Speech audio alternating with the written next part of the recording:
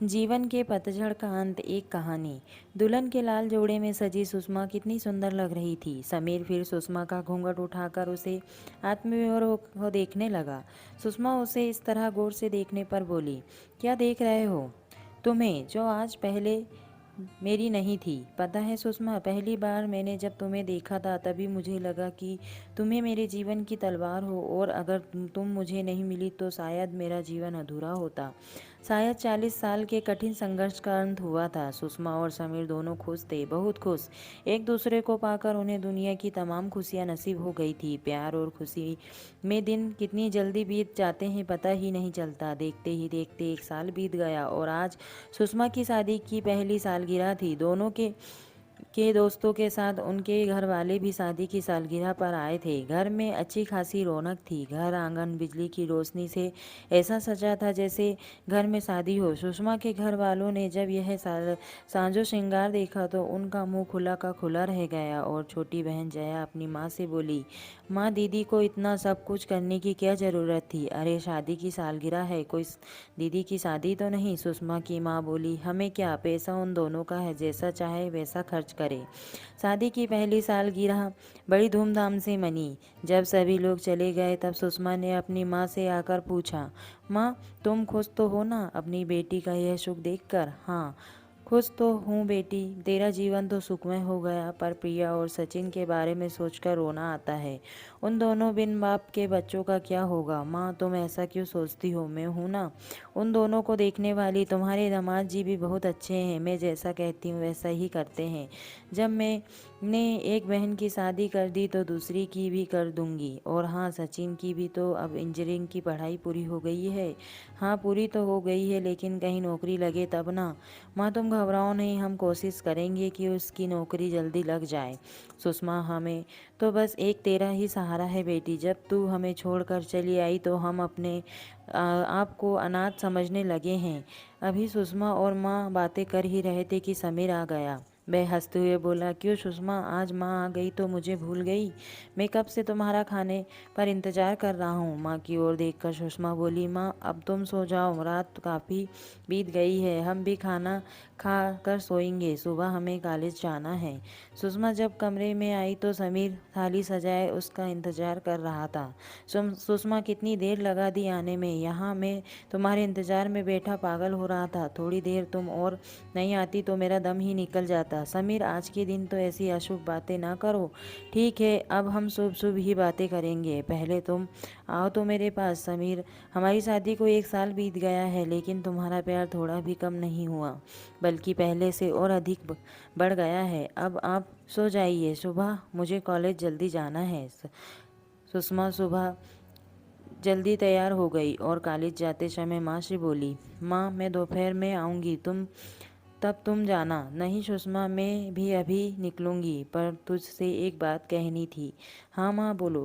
प्रिया एक एमए में दाखिला करवाना है। अगर 5,000 रुपये दे देती तो बेटी उसका दाखिला हो जाता। ठीक है माँ, मैं किसी से पैसे भिजवा दूंगी। सुषमा, एक तेरा ही सहारा है बेटी। मैं तुझसे एक बात और कहना चाहती हूँ कि ज़्यादा फिजूल खर्ची मत किया कर।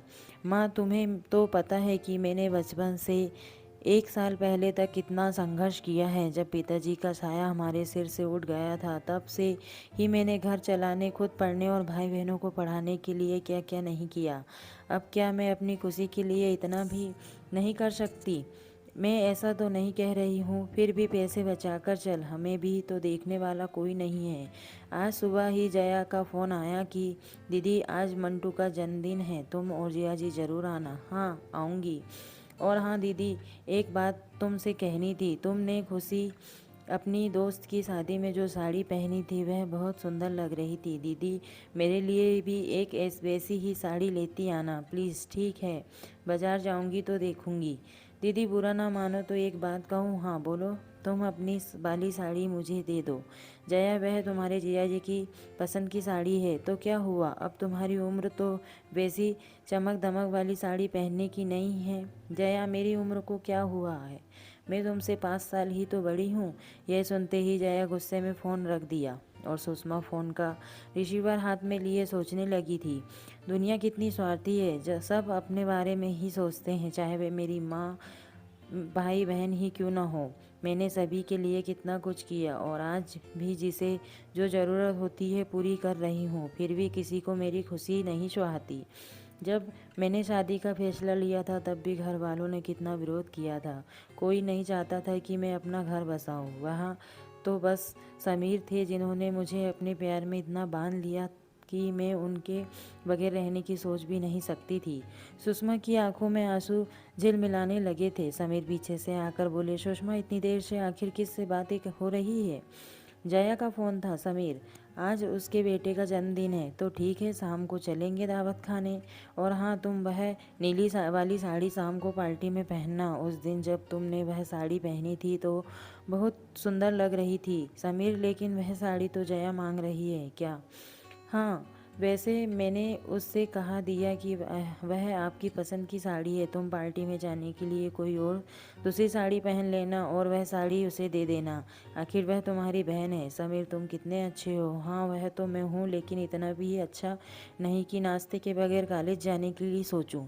सुषमा और समीर एक दूसरे को पाकर बेहद खुश थे। दोनों के विचार एक थे, भावनाएं एक थी। एक दिन सुषमा का भाई सचिन आया और बोला, दीदी मुझे कुछ रुपए चाहिए। किस लिए? शहर से बाहर एक दो जगह नौकरी के लिए इंटरव्यू देने जाना है।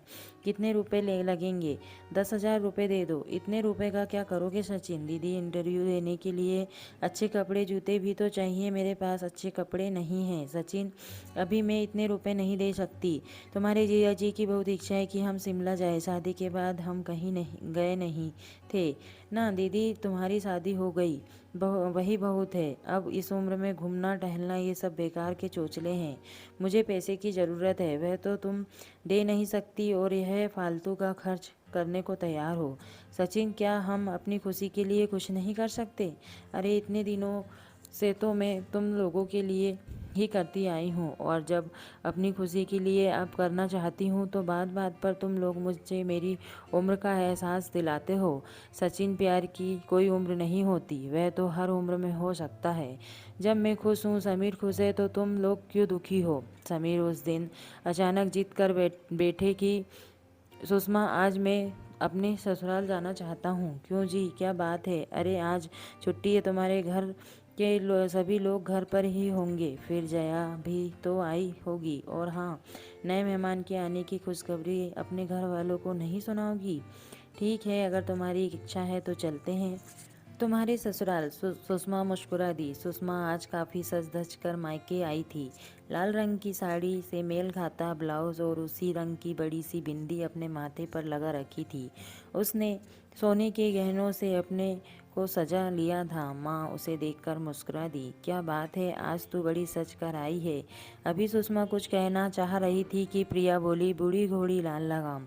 प्रिया की बातें सुन कर सुषमा का खून खोल उठा, पर वह कुछ बोली नहीं। माँ ने आदर के साथ बेटी को बिठाया और दामाद जी से हाल चाल पूछे। सुषमा बोली, माँ खुशखबरी है, तुम नानी बनने वाली हो।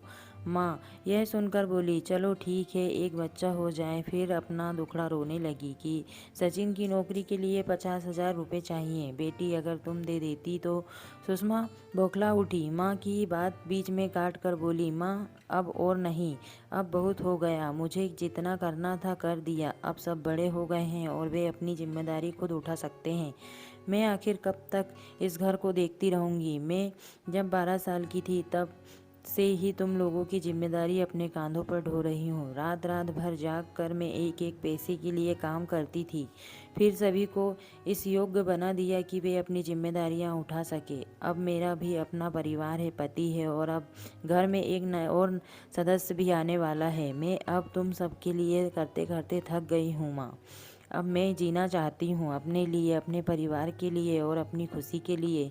ज़िंदगी की खूबसूरत 40 बहारें मैंने यूं ही गवा दी। अब और नहीं, मेरे जीवन के पतझड़ का अंत हो गया है। अब मैं खुश हूँ, बहुत खुश हूँ। तो दोस्तों, ये छोटी सी कहानी आपको कैसी लगी? प्लीज़ लाइक एंड कमेंट्स करके ज़रूर बताइए और अपने दोस्तों के साथ शेयर करना मत भूलिए। और चैनल पर अगर नए हो तो चैनल को प्लीज़ सब्सक्राइब करना मत भूलिएगा।